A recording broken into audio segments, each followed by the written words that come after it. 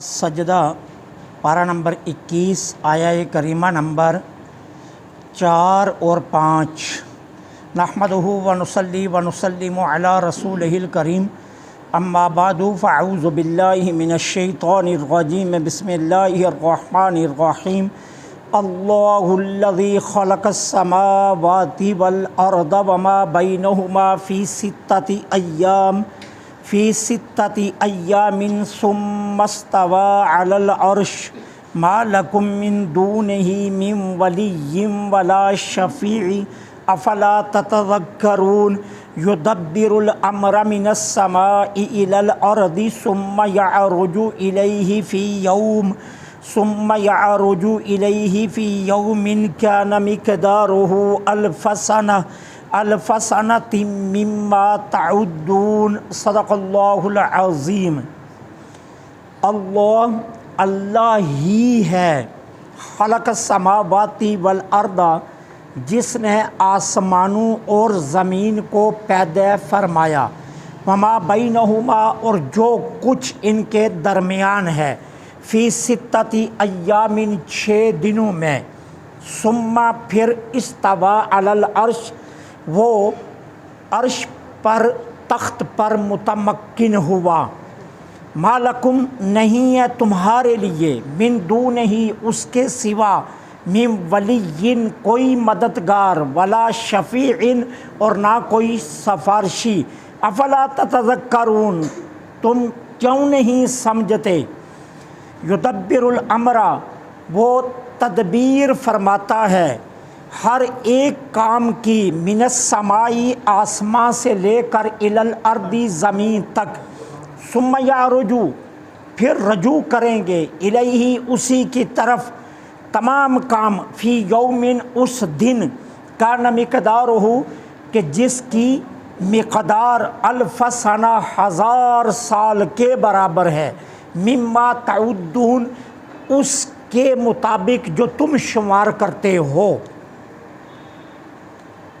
اللہ جل سبحانہ و تعالی ان 2 آیات میں اپنی قدرت کاملہ اور حکمت بالغہ کے متعدد شواہد کو بیان فرما کر اپنی توحید پر دلائل قائم فرما رہے ہیں۔ اب اس کے لیے کیا فرمایا؟ اللہ ہی ہے جس نے آسمانوں اور زمین اور جو کچھ ان کے درمیان ہے سب کو پیدا کیا 6 دنوں میں۔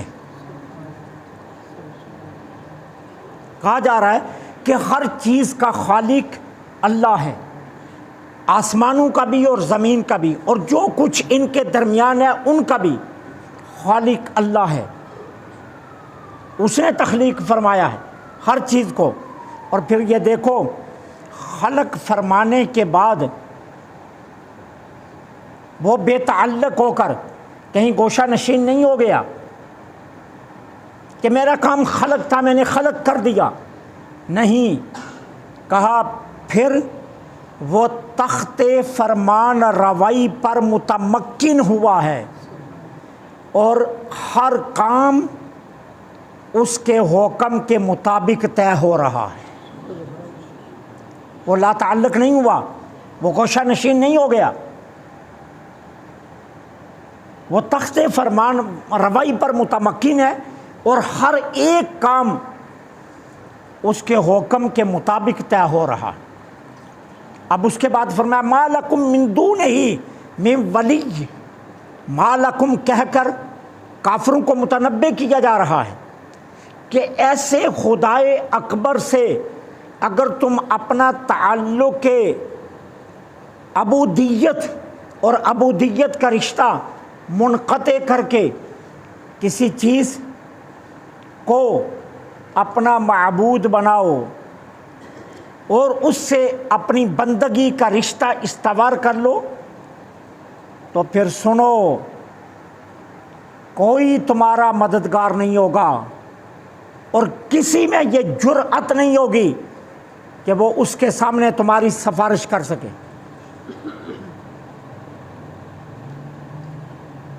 یہ ذہن میں رکھنا۔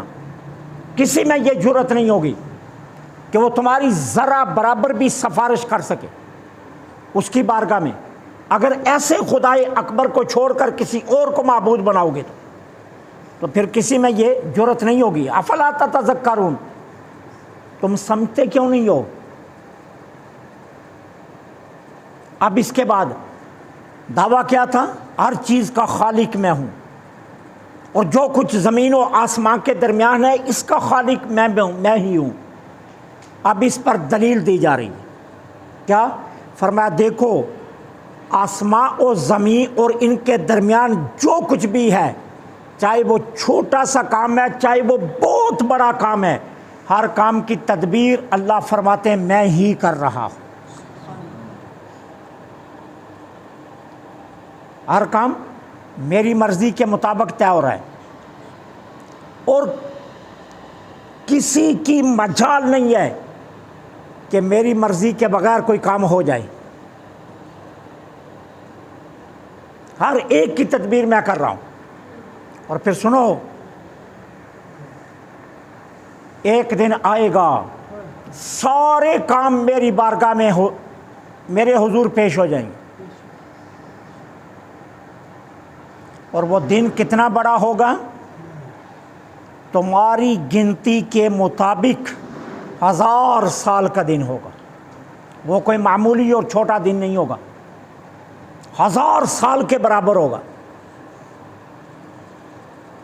اب یہاں تو 1000 سال کہا گیا، سورہ معارج میں 50,000 سال کہا گیا، اور حدیث پاک میں مختصر ترین دن کہا گیا۔ حضرت ابو سعید خدری رضی اللہ تعالیٰ عنہ روایت فرماتے ہیں، ہم نے حضور کی بارگاہ میں عرض کیا اللہ کے رسول صلی اللہ علیہ وسلم قیامت کا دن 50,000 سال کا اتنا لمبا؟ فرمایا سنو ابو سعید خدری، مجھے قسم ہے رب کی، ایمان والوں کے لیے وہ اتنا ہلکا ہوگا جتنا دنیا میں 4 رکعت نماز پڑھنے میں لگتے ہیں۔ ایمان والوں کے لیے اتنا ہلکا ہو۔ اب یہاں 1000 سال کہا گیا، سورہ معارج میں 50,000 سال کہا گیا، حدیث میں مختصر ترین ہلکا سا دن ہوگا۔ اب اس کی توجیہ کیا بنے گی؟ اس کی توجیہ یہ ہے کہ کافر جس کرب میں ہوں گے، کافر جس اضطراب میں ہوں گے، کافر جس مشقت و تکلیف میں ہوں گے، قیامت کے دن انہیں قیامت کا دن 50,000 سال کا لگے گا، اور گناہگاروں کو وہ 1,000 سال کا لگے گا۔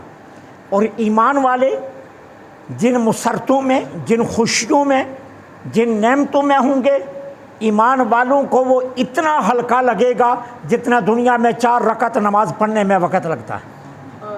اس کی توجیہ یہ ہے کہ تکلیف کے سبب سے، جس طرح دیکھیے نا دنیا میں بھی اگر کسی شخص کو شدت کی کوئی تکلیف ہو اور اسے نیند نہ آتی ہو تو وہ گھر والوں کو بار بار جگا کر کہتا ہے آج رات کتنی لمبی ہو گئی ہے، یہ کٹنے پر آ ہی نہیں رہی ہے، ختم ہونے پر آ ہی نہیں رہی ہے۔ اور جن کو آرام ہوتا ہے، کوئی دکھ کوئی تکلیف نہیں ہوتی، وہ کہتے ہیں یہ تو رات اتنی چھوٹی ہے نیند ہی نہیں پوری ہو رہی۔ وہ کہہ رہا ہے اتنی بڑی ہے کہ کٹنے کا نام نہیں لے رہی، اور یہ کہہ رہا ہے کہ اتنی چھوٹی ہے کہ نیند پوری نہیں ہو رہی۔ اب فرق کیا ہے؟ وہ تکلیف میں ہے تو اس لیے، اور یہ خوشی و مسرت میں ہے تو اسے بہت ہلکی لگ رہی ہے۔ قیامت کا منظرنامہ بھی یہی ہوگا۔ کفار جتنے اضطراب میں، جتنی تکلیف میں ہوں گے، جتنی مشقت میں ہوں گے، جتنی اذیت میں ہوں گے، انہیں وہ ایک دن 50,000 سال کا لگے گا۔ اور گناہگار گناہوں کے اعتبار سے جس تکلیف میں ہوں گے انہیں 1,000 سال کا لگے گا، اور ایمان والے جن موجوں میں ہوں گے، جن خوشیوں میں، جن مسرتوں میں، جن لذتوں میں ہوں گے، انہیں ایسے لگے گا جیسے 4 رکعت نماز پڑھنے میں دیر لگتی، ان کے لیے اتنا ہلکا ہوگا۔ تو فرمایا جا رہا ہے کہ پھر تمام کام اللہ کی جانب پیش ہوں گے، اللہ کے حضور پیش ہو جائیں گے، اور پھر وہ دن اتنا بڑا ہوگا، اتنا بڑا ہوگا کہ وہ 1,000 سال تمہاری گنتی کے برابر ہوگا۔ اب یہاں دیکھیے پہلی آیا میں کفار کا جو شفاعت کے متعلق غلط تصور تھا اس کو رد کر دیا گیا۔ اب کفار کا شفاعت کے متعلق نظریہ کیا تھا؟ وہ یہ کہتے تھے کہ ہمارے یہ معبود یعنی یہ بت اور ہمارے یہ دیوتا جن کو ہم پوجتے ہیں، اگر اللہ نے ہمیں پکڑ لیا تو یہ ہمیں چھڑا لیں گے، اور اگر بالفرض چھڑا نہ سکے تو کم از کم ہماری سفارش تو ضرور کریں گے۔ اب کفار کے اس غلط عقیدے کا رد کر دیا گیا۔ اب اس کے مقابلے میں اسلام جس شفاعت کو جائز قرار دیتا ہے وہ کون سی شفاعت ہے؟ وہ شفاعت ہے جو انبیاء، صلحاء، اولیاء، شہداء، حفاظ و علماء اور نیک لوگ کریں گے، یہاں تک کہ چھوٹے معصوم بچے جو نابالغ مر گئے وہ قیامت کے دن اپنے ماں باپ کی شفاعت کا ذریعہ بنیں گے۔ اب یہ کیسی شفاعت ہوگی؟ جو انبیاء، صلحاء، علماء، حفاظ و قراء اور شہداء کریں گے، یہ وہ ہوگی جو اللہ کے اذن سے ہوگی، اللہ کی اجازت سے ہوگی۔ اللہ اجازت دیں گے تو کریں گے، اور ورنہ اللہ کی اجازت کے بنا کوئی شفاعت نہیں کر سکے گا۔ اور کفار کا عقیدہ کیا تھا؟ اللہ اجازت دے یا نہ دے، جب رب ہمیں پکڑے گا یہ ہمیں چھڑا لیں گے، یہ ہمیں چھڑا لیں گے۔ اور اسلام نے جس شفاعت کا حکم دیا وہ شفاعت کون ہے؟ جو سورہ بقرہ کی آیہ مشہورہ جس کو آیت الکرسی کہتے ہیں اس میں ہے، من ذا الذی یشفع عندہ الا باذنہ، کون ہے اللہ کے پاس سفارشی بنے مگر جو بنے گا وہ اللہ کے اذن سے بنے گا۔ تو اسلام نے جس شفاعت کو جائز قرار دیا وہ شفاعت ہے جو اللہ کے اذن سے ہوگی، جو اللہ کی اجازت سے ہوگی، جو اللہ کے حکم سے ہوگی۔ اللہ انبیاء کو حکم دے گا شفاعت کرو، اذن دے گا، اجازت دے گا، صلحاء کو، صدیقین کو، شہداء کو اجازت ملے گی کہ وہ کیا کریں؟ شفاعت کریں۔ اور کفار کس شفاعت کے قائل تھے؟ وہ بغیر اذن کی شفاعت کے قائل تھے۔ وہ یہ کہتے تھے اللہ چاہے نہ چاہے یہ ہمیں چھڑا لیں گے۔ تو ہم کیا کہتے ہیں؟ نہیں، ہم کہتے ہیں یہ شفاعت کریں گے لیکن اپنی مرضی سے نہیں، رب کی مرضی سے، رب کی مرضی سے شفاعت کریں گے۔ اور اسلام نے اس شفاعت کو جائز قرار دیا، اس لیے کہا کافرو جو تم کہتے ہو کہ ہمارا کوئی مددگار ہوگا اور ہمارا سفارشی ہوگا، اللہ کے سوا کوئی مددگار اور کوئی سفارشی نہیں ہوگا۔ تم اس بات کو سمجھتے کیوں نہیں ہو کہ جو اتنا خالق اکبر ہے کسی کی جرأت ہوگی اس کے سامنے لب کشائی کر سکے؟ کسی میں ہمت ہوگی؟ جب انبیاء بھی تھر تھر کانپ رہے ہوں گے،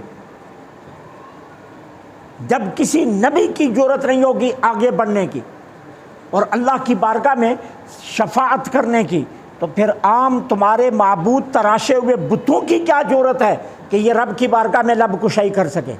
تو کہا کوئی تمہارا ولی اور مددگار اور کوئی تمہارا سفارشی نہیں ہوگا۔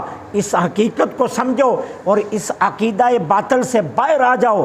ہاں شفاعت ہوگی لیکن اللہ کے اذن سے، اور یہ کیسے ممکن ہے؟ اللہ اپنے شریکوں کو اذن دے گا؟ نہیں، اللہ اپنے بندے صلحاء کو اذن دے گا، انہیں دے گا جو اللہ کے محبوب ہوں گے، جو اللہ کے پیارے ہوں گے، اللہ انہیں اذن شفاعت دے گا۔ اللہ اپنے دشمنوں کو اذن شفاعت نہیں دے گا۔ اللہ سے دعا ہے اللہ حق کے نے حق سننے، حق پر عمل